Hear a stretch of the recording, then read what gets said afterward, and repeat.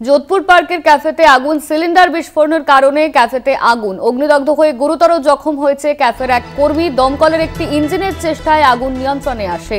যোধপুর পার্কের ক্যাফেতে আগুন, ইতিমধ্যেই আহত হয়েছে এক ক্যাফের কর্মী। সিলিন্ডার বিস্ফোরণের কারণে এই ক্যাফেতে আগুন লাগে বলে জানা যাচ্ছে। যোধপুর পার্কের ক্যাফেতে আগুন, সিলিন্ডার বিস্ফোরণের কারণেই আগুন লেগেছে। অগ্নিদগ্ধ হয়ে গুরুতর জখম ক্যাফের এক কর্মী। দমকলের একটি ইঞ্জিনের চেষ্টায় আগুন নিয়ন্ত্রণে আসে বলে জানা যাচ্ছে।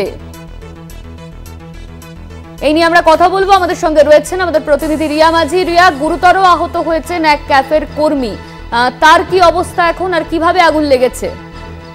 দেখো, চন্দ্রকুমার গুরুং নামে ওই ব্যক্তি, যিনি কিনা ওই ক্যাফের তিনি কর্মী ছিলেন এবং সেই সময় এই কর্মী তিনি ভিতরেই ছিলেন সেই সময় ঘটে, অর্থাৎ সিলিন্ডার ব্লাস্ট করেই কিন্তু আগুন লেগে যায় এবং তারপরে এই যে ভিতরের যে জায়গাটা পুরোটা তছনছ হয়ে গিয়েছে রীতিমতো, এবং আরো ভয়াবহ হতে পারতো এই ঘটনা।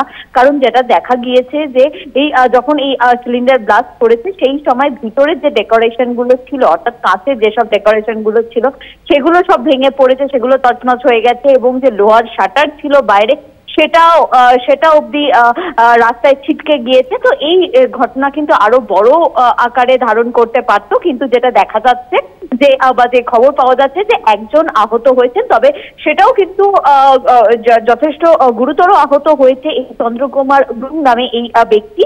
তিনি সেখানকারই কর্মী ছিলেন, তিনি আহত হয়েছেন এবং তাকে হাসপাতালে নিয়ে যাওয়া হয়েছে। ইতিমধ্যেই যেটা জানা যাচ্ছে যে যথেষ্ট গুরুতর আহত তিনি, কারণ 80% বার্ন ইনজুরি রয়েছে তার বলে এমনটাই কিন্তু পুলিশ সূত্রে জানা যাচ্ছে। তবে কিভাবে আগুন লাগলো সেটা কিন্তু এখনো দেখা হচ্ছে, যে সিলিন্ডার কিভাবে ব্লাস্ট করলো। তবে যেটা দমকলের তরফ থেকে স্পষ্টত বলা হচ্ছে, যে জানানো হচ্ছে যে গ্যাস লিক করেছিল সেখান থেকেই ব্লাস্ট, এবং সেই ব্লাস্টের পরেই এই অগ্নিকাণ্ড হয় এবং তারপরে একটি ইঞ্জিনের চেষ্টায় সেই আগুন নিয়ন্ত্রণেও আনা সম্ভব হয়েছে। ধন্যবাদ তোমায় রিয়া, আমাদের সঙ্গে ছিলেন আমাদের প্রতিনিধি রিয়া মাঝি। গ্যাস লিক করার কারণেই এই আগুন লেগেছে বলে প্রাথমিকভাবে অনুমান করা হচ্ছে দমকল কর্মীদের তরফে।